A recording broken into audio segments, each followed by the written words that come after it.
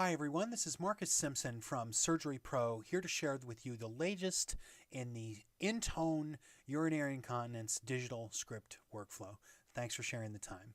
Okay, so this video is going to cover workflow, function, and shortcuts to work you through this very cool document. You can always call or email us for additional assistance at the numbers on the page or on the script.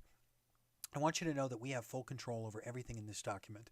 We built these in-house. We can customize them. So if you have particular suggestions, we can do that with you. No fancy marketing firms here. We wish that we had them. We don't.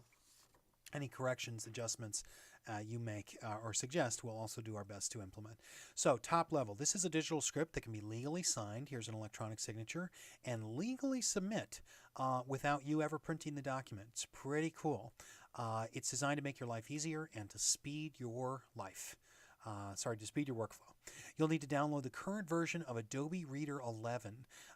That's free from Adobe. That's adobe.com.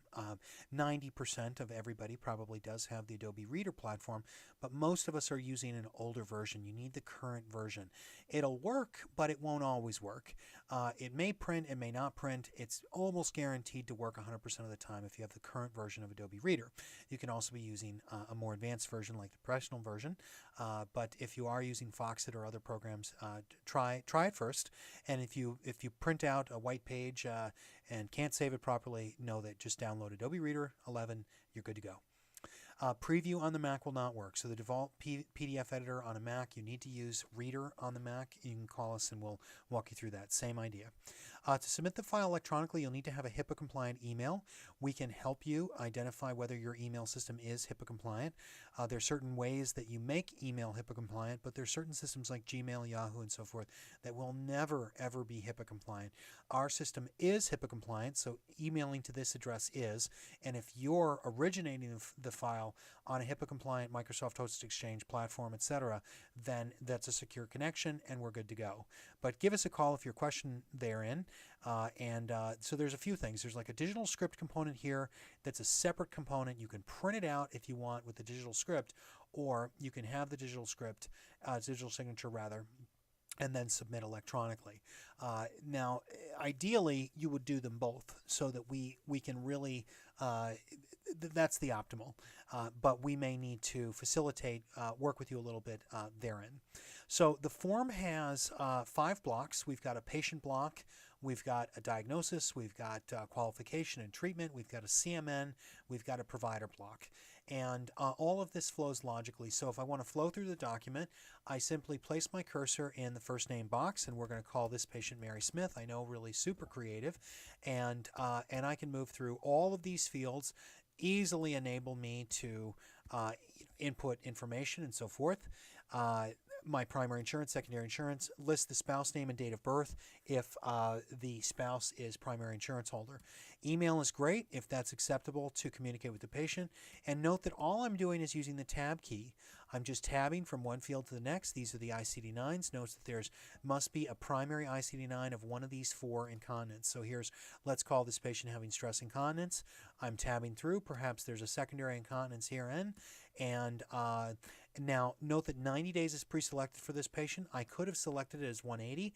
I can go back by hitting Shift-Tab. See what's happening there? That's Shift-Tab and Tab to go forward. Shift-Tab backwards, Tab to go forward. I can reselect 90 days. I'm doing that with the space bar, and deselect 180 with the space bar. So really simple workflow. Pelvic nerves must be intact. Patient must be cognitively intact. These are prerequisites for InTone. Minimum daily UI episodes. There's no definitive guideline that requires that. So if you have a patient that has less than 3 episodes, you should probably provide medical notes and just let us know what the rationale is, perhaps even handwrite it in, so that if that's questioned by the carrier, we can provide that information. Prognosis is generally required for this by CMS, and a 4-week failed conservative therapy is required for Medicare, Medicaid, TRICARE, and most major commercial, but not all, and we'll provide that list to you. We have that via email, that matrix. In general, 4 weeks is what is indicated. More than 4 weeks is contraindicated by the National Coverage Determination 230.8, which covers this particular therapy at a national level. So some payers are requesting longer. They have no jurisdiction to do that. So just know that 4 weeks is what we're going by. And that's again, not required for all payers, but it is for the most. You'll need to enter the start date and the final date, or the end date of the conservative pelvic muscle exercise training course, and it's important that these dates actually be referenced in your files. There is an off chance that we could be audited. We're still checking with as to whether or not we need this in our files. If it's easy for you to remit office notes to us that has that data, that's great because it protects us during an audit.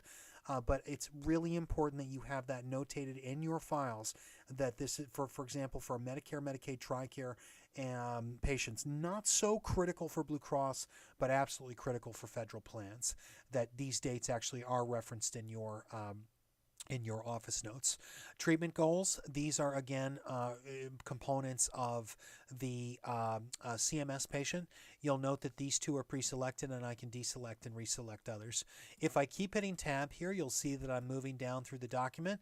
Then I get to provider facility, and I can type out my information here. If I have 4 doctors pre-completed, I can select which doctor is prescribing. Note that it maintains the original check, so I've got to unselect or deselect the previous doctor. This gets to the instruction video. This clears the file. This prints the file, opens the print dialog box. You can select which printer. This will open in the instructional video that you're watching. The submit button will ask me to, well, how do you want me to send it? And again, we'd probably need to talk with you over the phone to walk you through that. But in short, if you're using a hosted exchange email system, it's very intuitive, and the system will just send the email. Send the email with an attachment. Ideally, you'd have to sign it first electronically. There we go. Now, just going to show you here, when I click on the signature button, this is my electronic signature. We can help you create your own. I strongly encourage you to do it. It's an awesome thing to do, and it enables this form to be legally enforceable with that digital signature. And I do go over in another video more components of the digital signature. Now, let's talk about a couple of modifications and enhancements and a little bit more on the workflow side. So, out of the gate, the file looks like this. Okay, I'm just going to hit the clear button. That's what this file looks like. Now, the first thing I could do is I could fill in my provider information.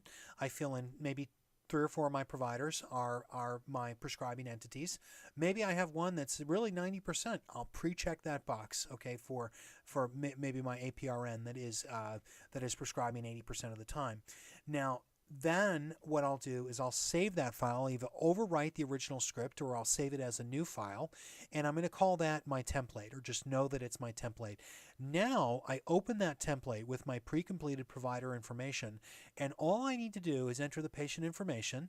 I've got a completed digital signature, and then I just save that file as, for example, last name, comma, first name, the script. Maybe I have a patient ID or a method that I use to save that script with the patient's information. I can, of course, print it, and with my saved file, I can attach it to my EMR.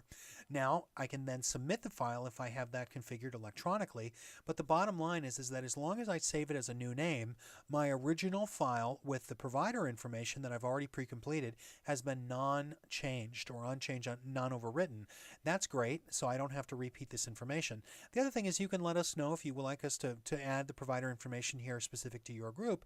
We can do that and then lock those fields so that you can just hit the clear button on every script, and that will stay as it looks without, so you'd have provider A, provider B, yada, yada, yada. Okay, so really pretty solid stuff. I want you to know there's 2 versions of this. There's a version that has the images, which we like for the sort of the on-screen workflow, and then there's a version that has no images. In other words, these boxes are extended to the right. Now, I'm in a full screen mode. I'm going to escape out of that, and you're going to see the file open on my reader here. And this is Acrobat Professional, but you'll note that in the View field here, I can change the page display. I can change, sort of what I'm seeing, and there's a few different things that I can do. For example, if I wanted to do sort of a full screen here, I should be able to just stretch this. And there's a few different sort of ways that I can engage with the file. I can use my Command plus key if I want to enlarge the file. And you can kind of get that. So that's Command or Control plus, and then Command or Control minus will zoom me out of the file or into the file. And that's really it. So pretty exciting. This file can also be printed, signed, and scanned, and then emailed to this secure email address, orders@surgerypro.com, or it can be, it can be faxed. You get the idea. It's really a dynamic file, and that's it. So hope you enjoyed it. Yeah. So if you have any questions, give us a call at the number on the file. And I know this was a little bit long-winded, but hopefully that early investment in time will make this workflow really work for you, and we hope that this will help you a great deal. Thanks so much for your time. Marcus Simpson here with Surgery Pro, signing off.